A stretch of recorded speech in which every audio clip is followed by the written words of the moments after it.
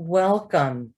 This is Isaiah, Prince of Prophets, the life and times of Isaiah. My name is Loree, and I'm very excited to share with you the book of Isaiah as an overview first, and then to discuss the different lessons we'll be covering in this class. Our overview is the uniqueness of Isaiah, Isaiah's place in biblical history, the evidence for Isaiah, the geopolitics of Isaiah's day, Isaiah's background, what to expect as you read Isaiah, the major themes of Isaiah, and the structure and goals of our class, and a few discussion questions. Yeshayahu, he was God's voice to the people of Israel, whom he loved despite their many sins. I'm going to read briefly from Isaiah 6, 1 through 8. You can follow along or just listen. In the year of King Uzziah's death, I saw Adonai sitting on a high, lofty throne. The hem of his robe filled the temple. Seraphim stood over him, each with 6 wings, 2 for covering his face, 2 for covering his feet, and 2 for flying. They were crying out to each other, more holy than the holiest holiness is Adonai Zvat. The whole earth is filled with his glory. The doorpost shook at the sound of their shouting, and the house was filled with smoke. Then I said, woe to me, I too am doomed, because I, a man with unclean lips, living among a people with unclean lips, have seen with my own eyes the King, Adonai Zvat.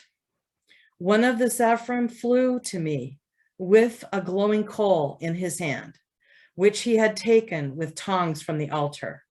He touched my mouth with it and said, here, this has touched your lips. Your iniquity is gone. Your sin is atoned for. Then I heard the voice of Adonai saying, whom should I send? Who will go for us?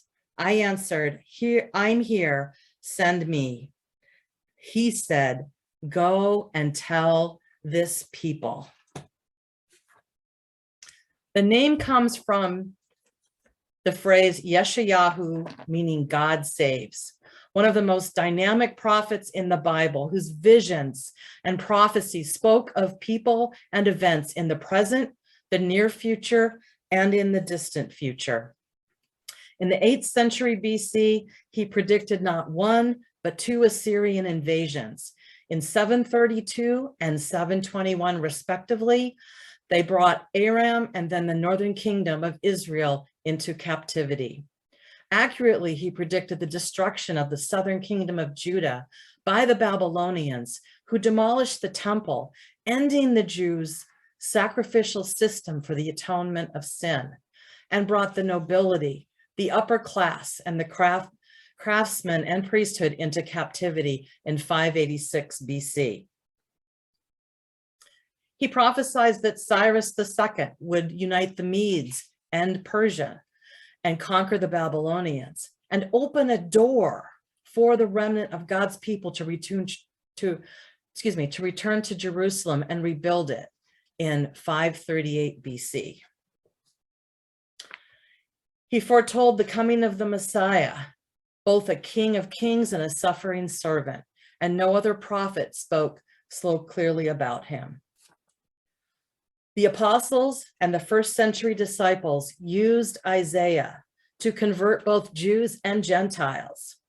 Isaiah is the Hebrews 4:12, sharper as a double-edged sword, or 2 Timothy 3:16.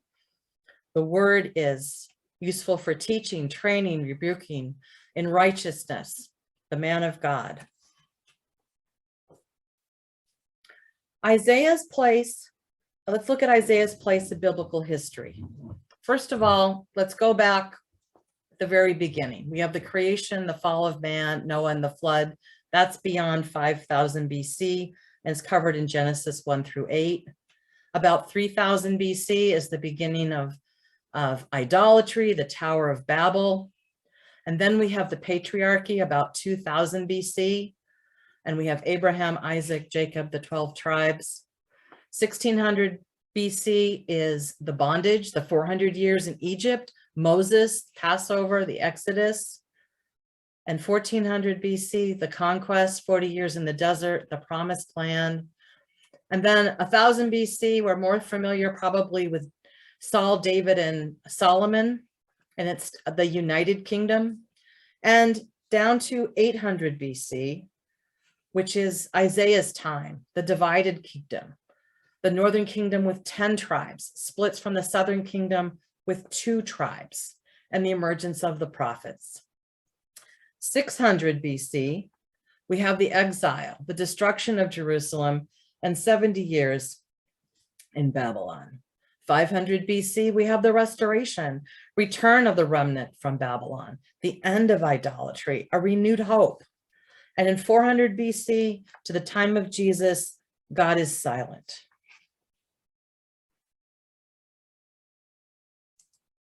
So what might be some evidence for Isaiah? Well, we have the Dead Sea Scrolls from Qumran. And before 1947, the oldest available Hebrew manuscripts of the Old Testament were made 1,300 years after the original. Scholars suspected that many changes had occurred in that time. In 1947, the jars filled with the scrolls were discovered in the caves in the hills above the Dead Sea, and they were dated 250 BC to 100 AD. They contained fragments of every Old Testament book, included a complete copy of Isaiah, which was originally written in 739 to 698 BC. This scroll was dated 100 BC. And previously, the oldest copy was from 900 AD, 1,000 years difference. They found only 13 minor changes in the second longest book of the Old Testament, over 1,000 years.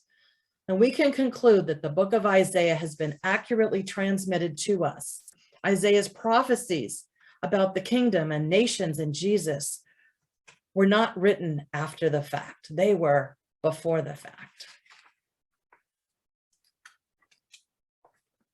So let's look at the geopolitics of Isaiah's day. We have Judah in the southern kingdom, and the capital was Jerusalem. We have Israel, the northern kingdom, also called Ephraim. The capital was Samaria. Aram to the north is in modern-day Syria. The capital was Damascus, and that's the purple blotch there you see. Assyria to the east, modern-day Iraq, and parts of Iran and Turkey, was a powerful threat, and the capital was Nineveh. Conquered Aram and Israel. Egypt to the south was a declining power at that time, and Babylon to the east was a rising power that would eventually conquer both Assyria and Judah. The Medes and Persians were far to the right in the east, and they were the next rising power that would eventually conquer Babylon. So who was Isaiah? What was his background? Isaiah lived in Jerusalem. He was well educated, probably from a wealthy family of priestly descent. We know he could read. We know he could write.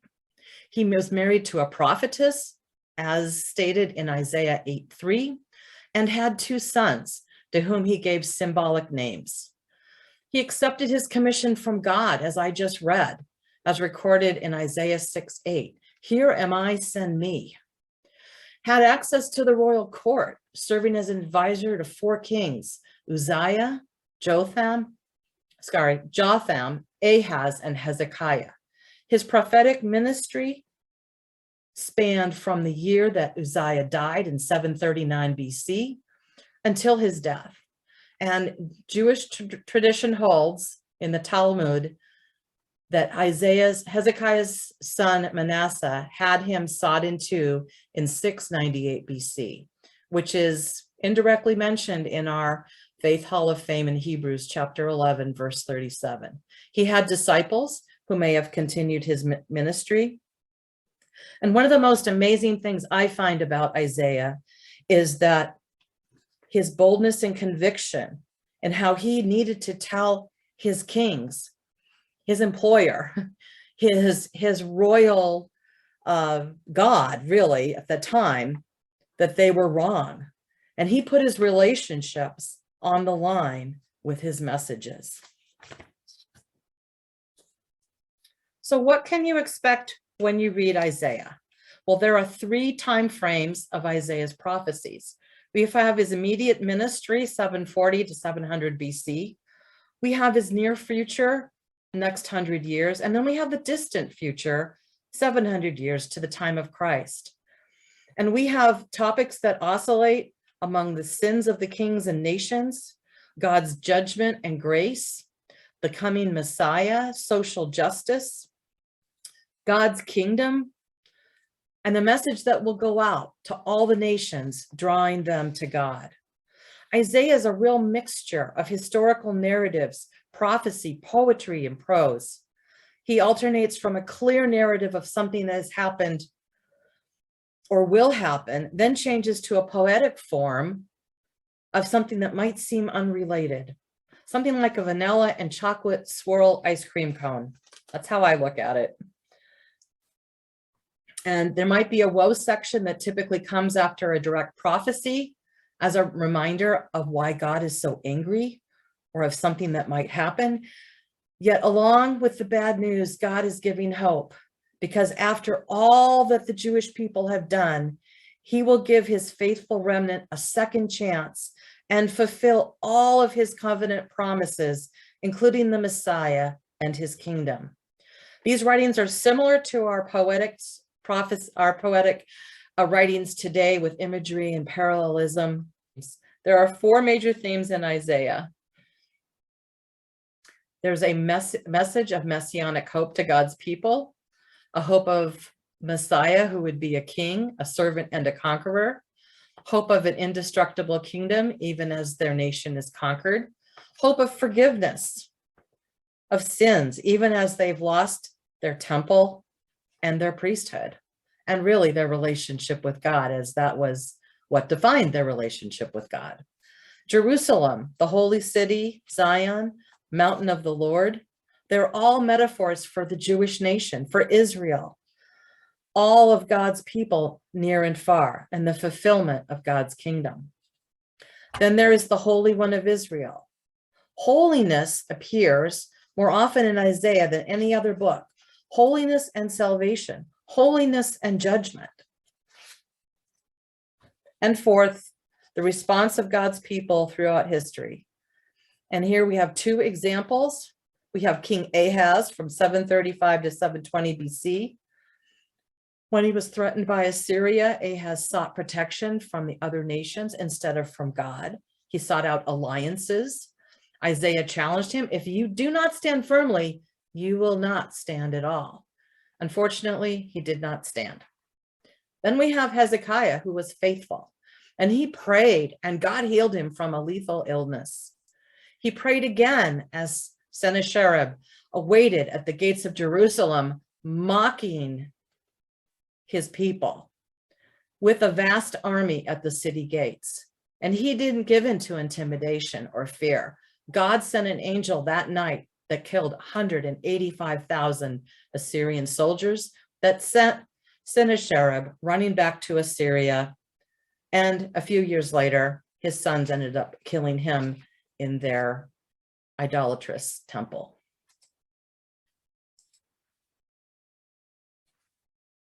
So I love Isaiah. I love Isaiah for his deep personal understanding of God's protective love.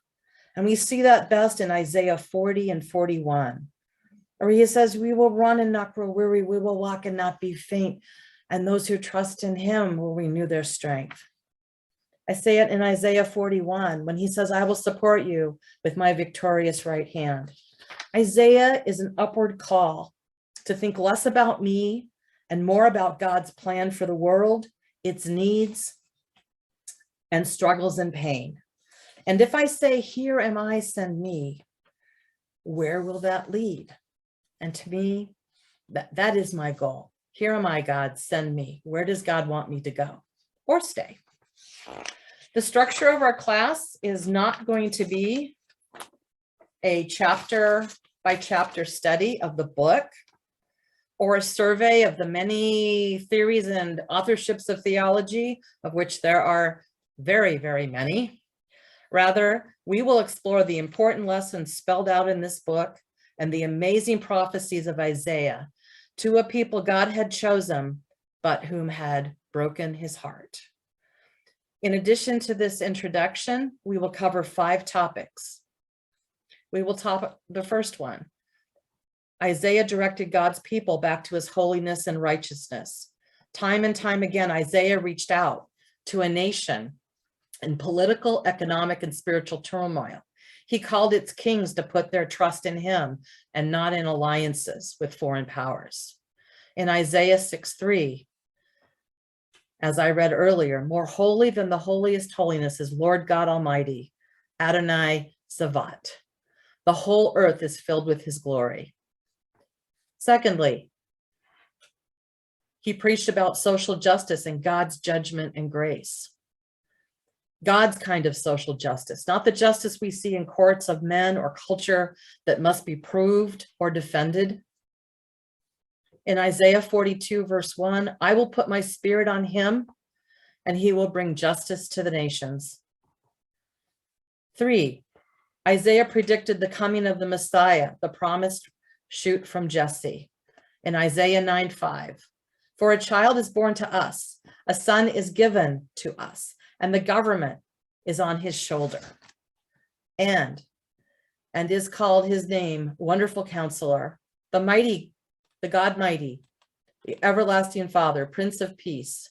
To the increase of the government there is no end, and to sustain it with justice and peace, with righteousness from now and forever. And fourthly, he taught that God's kingdom would reign supreme over all the earth in the heavenly realm as a holy mountain, Mount Zion, the New Jerusalem.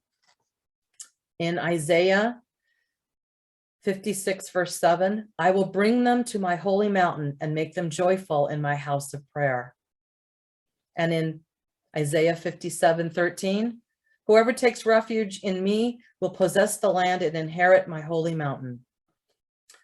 Fifthly, Isaiah preached that the message of God would go out to all nations and for all nations.